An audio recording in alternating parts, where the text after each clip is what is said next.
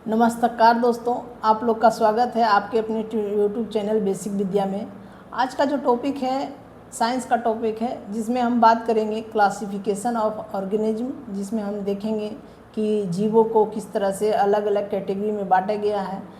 कौन से वायरस है, वायरस को कहाँ रखा गया है, मोनेरा में कौन कौन आते हैं, प्रोटेस्टा में कौन कौन आते हैं, प्लेंटेनिया में कौन कौन आते हैं और एनिमेलिया में कौन कौन आते हैं। तो इन सभी चीज़ों को बारे में जानेंगे और इस टॉपिक में भी हम ये भी समझेंगे कि प्रोकैरियोटिक सेल क्या होते हैं, यूकैरियोटिक सेल क्या होता है, और जितने भी इससे क्या होता है। ये जो ऐसा टॉपिक है, इसमें हमेशा आरआरबी ग्रुप डी ले लीजिए, एलपी ले लीजिए, जेई ले लीजिए, किसी भी एग्ज़ाम में, कम्पिटिटिव एग्ज़ाम में हमेशा एक क्वेश्चन तो फिक्स रहता है। तो आपको आज का जो वीडियो है बहुत महत्वपूर्ण है, तो आप वीडियो को पूरा देखें, और अगर वीडियो सही लगे आपको तो लाइक कीजिए और मेरे चैनल को सब्सक्राइब कर लीजिएगा, ताकि आपको और भी वीडियो इसी तरह के आगे मिलते रहें। तो आइए क्लास को शुरू करते हैं।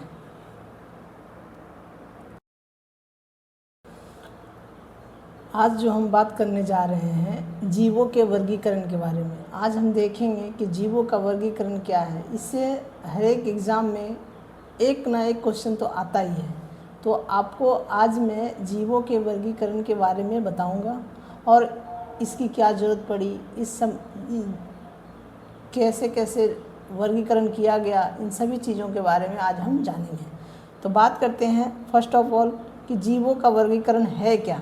तो कहता है विभिन्न जीवों की उसकी समानताओं के और गुणवत्ताओं और असमानताओं, मतलब कोई भी जीव है तो उसमें कुछ ना कुछ समानता होगी या फिर कुछ ना कुछ उसमें क्या होगी, असमानता होगी। इस अनुसार उनको क्या है, अलग अलग समूह में बांटा गया, और यह प्रक्रिया क्या कहलाई, वर्गीकरण कहलाई, क्लासिफिकेशन कहलाई। क्या कहलाई, क्लासिफिकेशन। अब इसकी बात ऐसा क्यों आन पड़ा कि हमें जीवों को वर्गीकरण करना पड़ा। तो सबसे पहले तो जीवों की पहचान आसानी से हो सके। बहुत सारे जीव रहेंगे तो हम कैसे पहचान पाएंगे कि कौन सा जीव किस प्रकार के जीव हैं। तो इन सभी चीज़ों के लिए आसानी से हो सके, इसके लिए जीवों का वर्गीकरण किया गया। दूसरा जो है कि अगर हम जीवों को वर्गीकरण कर देते हैं तो उसके अध्ययन में हमें आसानी हो। जैसे अगर उसके बारे में जानकारी लेनी है मुझे, तो जीवों के बारे में अगर ज़्यादा जानना है तो उसके अध्ययन में अगर हम आसान कर देंगे, अगर हम इसको वर्गीकरण अलग अलग कर देंगे तो क्या होगा, हमको पहचानने में आसानी होगी। अब समान गुण वाले को अगर एक समूह में रखा जाएगा तो भी क्या होगी, हम एक ही बार में एक ही स्टडी के अनुसार एक ही गुण वाले जो समूह होंगे सबको एक जैसे हम स्टडी कर लेंगे, और जीवों के बीच में संबंध जो है उसके बारे में हम जान पाएंगे। तो इन सभी चीज़ों के लिए हमें जीवों का वर्गीकरण करना पड़ा। हमारे जितने भी साइंटिस्ट हैं, अलग अलग साइंटिस्ट ने अलग अलग समय पे इसका वर्गीकरण करने की कोशिश करी। तो आइए देखते हैं कौन से वैज्ञानिकों ने क्या किया। सबसे पहले जो वर्गीकरण का जो विकास है वो अरस्तु के द्वारा दिया गया है। तो सबसे पहली जो है जीवों का वर्गीकरण अरस्तु के द्वारा किया गया, जिन्होंने दो समूह में जीवों को बांटा है। पहला तो प्लांट्स और दूसरा एनिमल्स। आप क्वेश्चन आएगा कि सबसे प्रथम जो है वर्गीकरण का जनक किसे कहा गया, तो वर्गीकरण का जनक जो है वो अरस्तु को कहा गया, क्योंकि इन्होंने दो वर्गों में जीवन को बांटा। पहले एक पादप, जिसमें क्या है, पेड़ पौधे होंगे, और दूसरे क्या हैं, जीव जंतु होंगे। तो इन दोनों का वर्गीकरण सबसे पहले किसने किया था, अरस्तु ने किया था।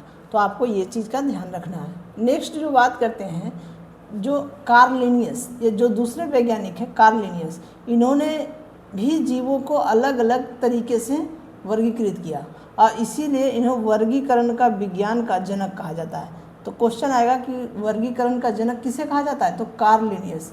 कौन से वैज्ञानिक थे, कार्ल लिनियस को जीवन का वर्गीकरण का कहा जाता है। इन्होंने क्या किया, जीवों को वैज्ञानिक नामकरण का भी व्यवस्था करी।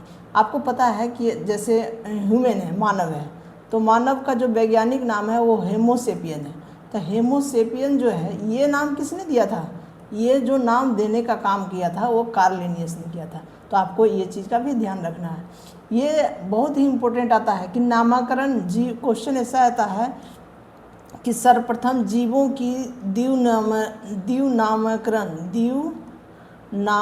नामकरण का खोज किसने किया या किन्होंने दिया, तो आपको याद रखना है कार्ल लिनियस जो है ये इन्होंने सबसे प्रथम जीवों को द्विनामकरण किया या फिर उनको वैज्ञानिक नाम के रूप में दिया।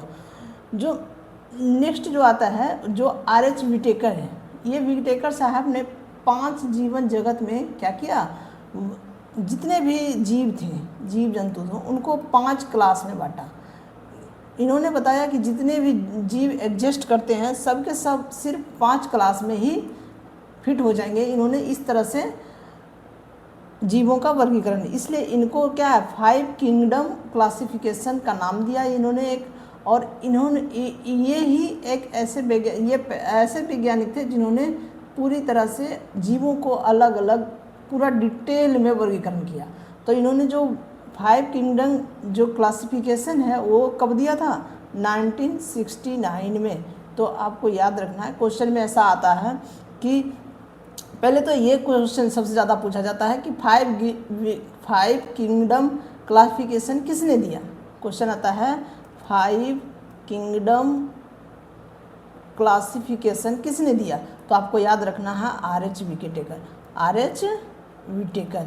और कब दिया, तो ये याद रखना है आपको 1969 में दिया।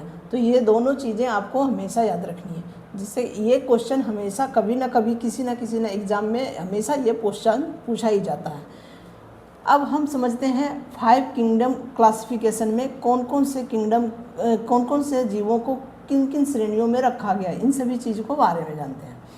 तो सबसे पहले ये जो किंगडम है, पहला जो किंगडम इन्होंने रखा मोनेरा को रखा। क्या रखा, मोनेरा। इसमें एक कोशिकीय जीव बैक्टीरिया आते हैं। कौन से आते हैं, क्वेश्चन में डायरेक्ट पूछा जाता है कि बैक्टीरिया को किस किंगडम में रखा गया, बैक्टीरिया को किस श्रेणी में रखा गया, तो इसको मोनेरा में रखा गया। किस में रखा गया है, मोनेरा में। दूसरे जो है वो है प्रोटिस्टा। प्रोटिस्टा में अमीबा और पैरामीशियम को रखा गया। ये भी एक कोशिकीय जीव है। ये भी सब जितना है सबके सब क्या है, यूनिसेलुलर जीव है।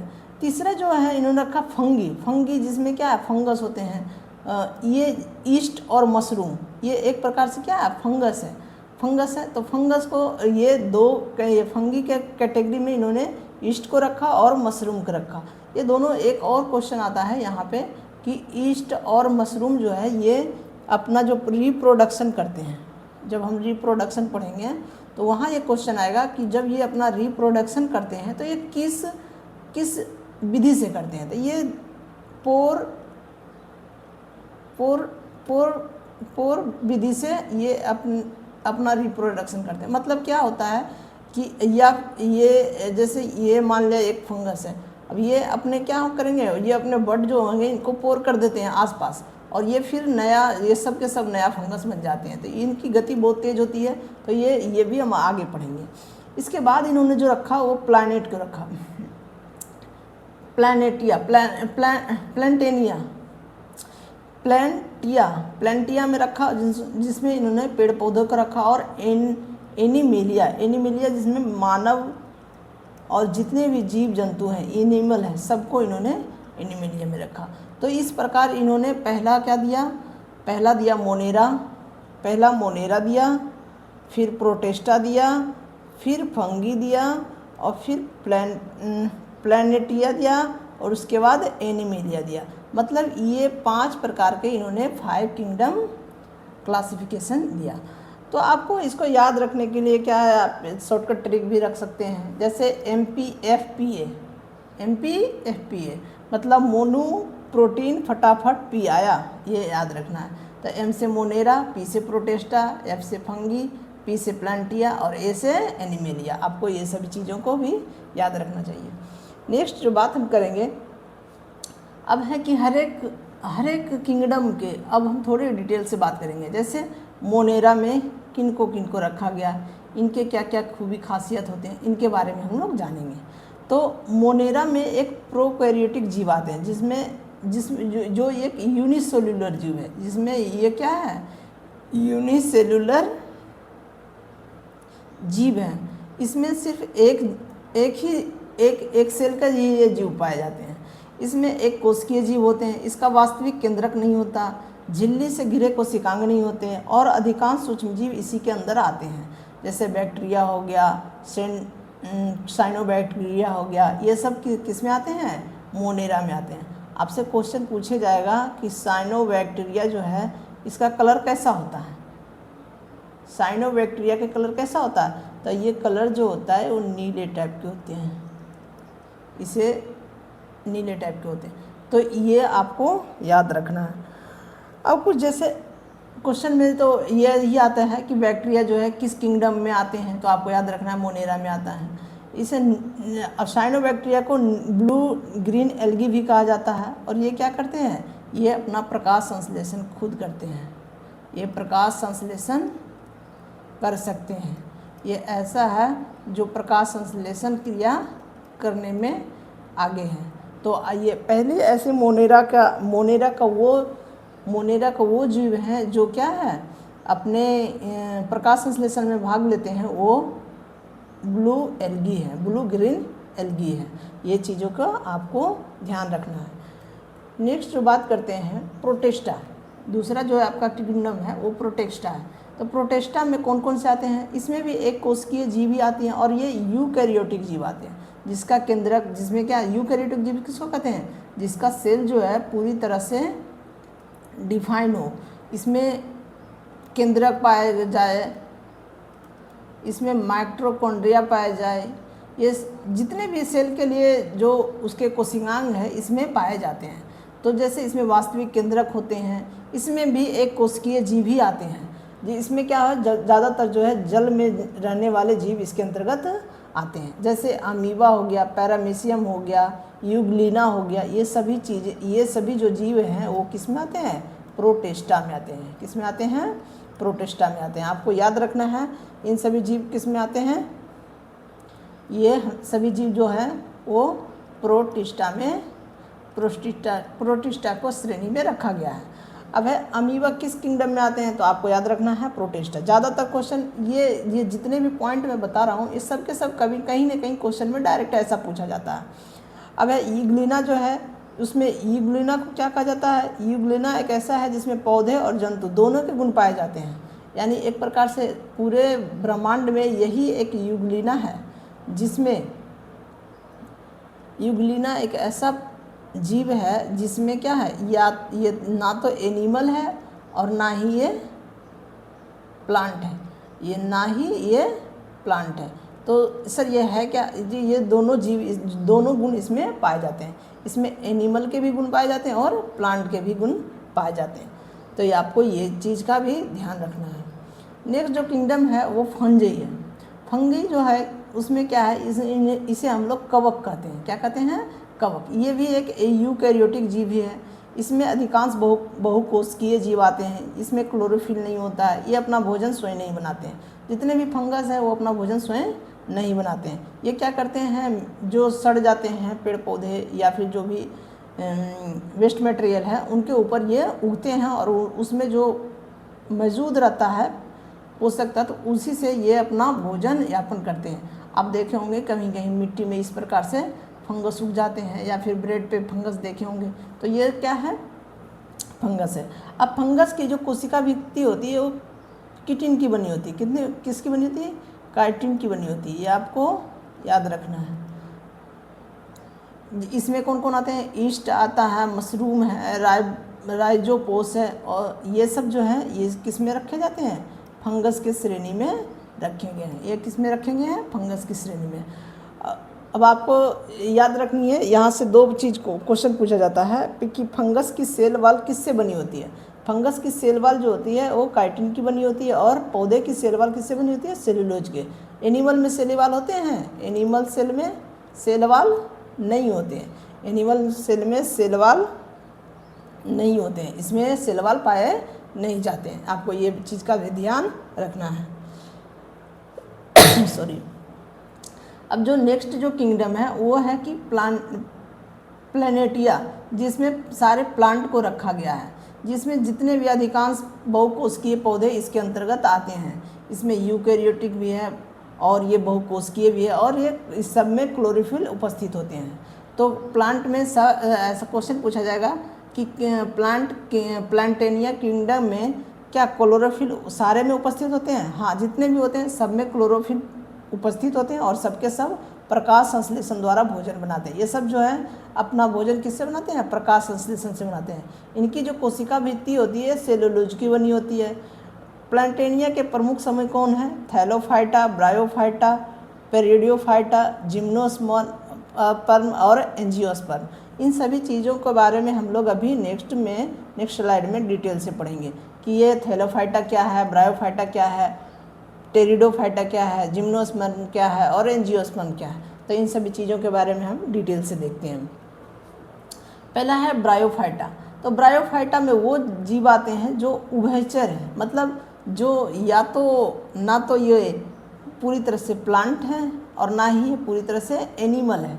ये इनमें दोनों गुण पाए जाते हैं, इनमें दोनों गुण पाए जाते हैं। इसको हम लोग क्या कहा जाते हैं? ये ब्रायोफाइटा कहते हैं। जैसे मोस, ये किस में है? ब्रायोफाइटा में आता है। अब है टेरिडोफाइटा।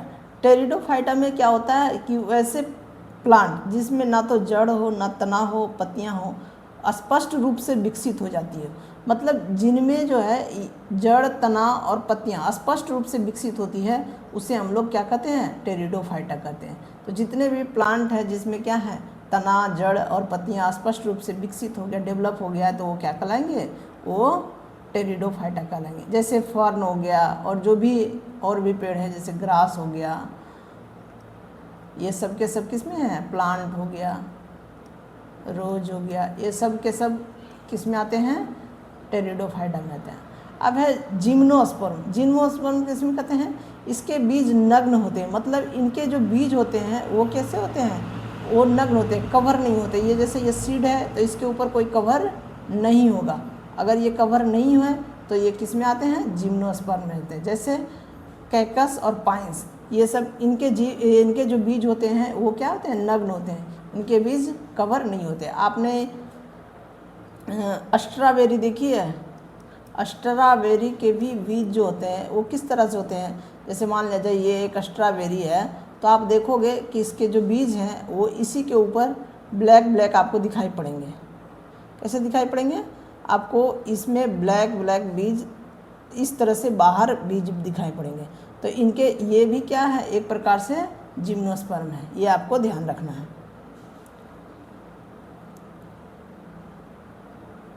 नेक्स्ट है एंजियोस्पर्म।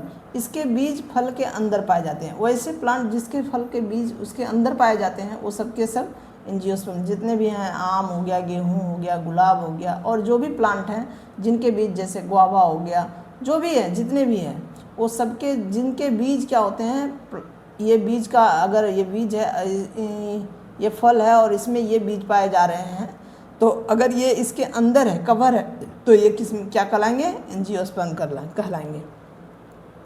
नेक्स्ट जो बात करते हैं अपना जो है किंगडम एनिमेलिया, जिसमें क्या है? सारे एनिमल आते हैं, जिसमें सारे जानवर, मनुष्य जितने भी आते हैं सब क्या है? किस में आते हैं? एनिमेलिया में आते हैं।